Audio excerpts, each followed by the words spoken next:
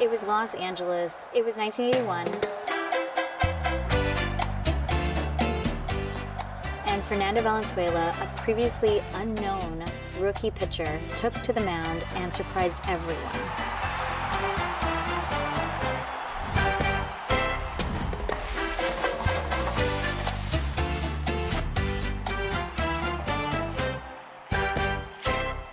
Number 34, Fernando Valenzuela.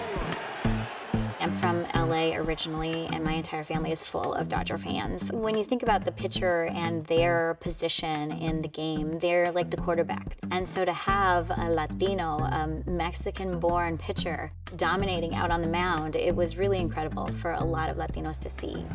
Latinos have never had their own league. They would make their own leagues because oftentimes they weren't allowed to play in the major leagues until Jackie Robinson broke the color line.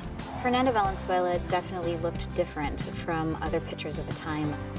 Most were white, and he was clearly not. He was an immigrant from rural Mexico. He had dark hair and dark features. A lot of people wrote about his chubby cheeks.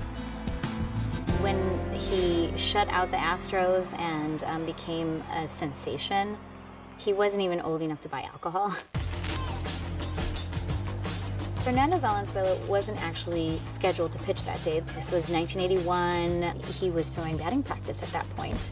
But he went out there, he threw 106 pitches that day, and it was a complete game, 2-0 shutout against the Houston Astros.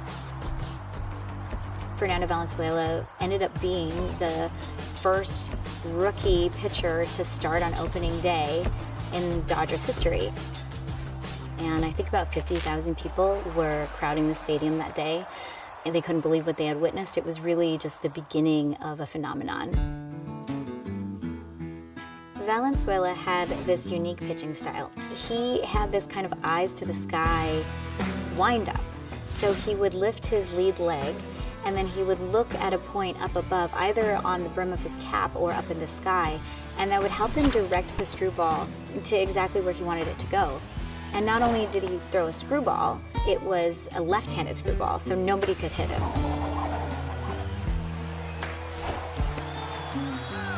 Is strike 3 for Fernando Valenzuela has pitched a no-hitter.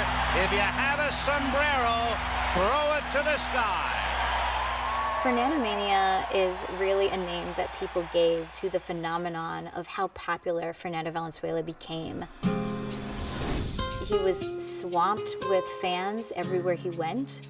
There were buttons and shirts that came up. There were bands in the Southwest and in Mexico that recorded songs of devotion to Fernando.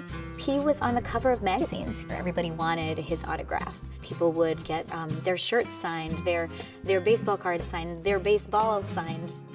I mean, we have to remember that this was before social media. This was before you could, follow your favorite player online. Fans really participated by, attending, listening on the radio, and collecting baseball cards. And hey, let me trade you. I really want that player. Oh, that's my favorite player. And then you would be able to trade each other. There was a lot of competition for baseball cards at the time, and I think only one of the baseball card companies decided that they would even print a card for him in 1981. If you got a rookie card for Fernando Valenzuela, in 1981, and you kept it in mint condition, it would be worth more than it was when you first purchased it. The baseball that we have that is signed by Fernando and the card that we have were donated by LA native Randall Martinez, and it really came from Leopoldo Martinez, Randall's father. He was an amateur baseball player. He played for about 30 years and was really, really good, and we have some of his objects in the collection as well. But Leopoldo Martinez really taught his sons an appreciation for baseball, and they also bonded over Fernando Valenzuela, who was a fellow Mexican. And I think that Fernando Valenzuela actually played this really important role. He created a space for Latinos to participate, to be fans in America's pastime, baseball. And the amount of Latinos in the stands now is really part of Fernando's legacy. Los Doyers, the name, is really part of Fernando's legacy. When I think about the Dodgers, I think about my father and my brothers. They really bled Dodger blue, and my dad used to always have the radio on or the TV on, or we were at the games, and he really felt very deeply Valenzuela's wins and losses. Fernando was one of our own.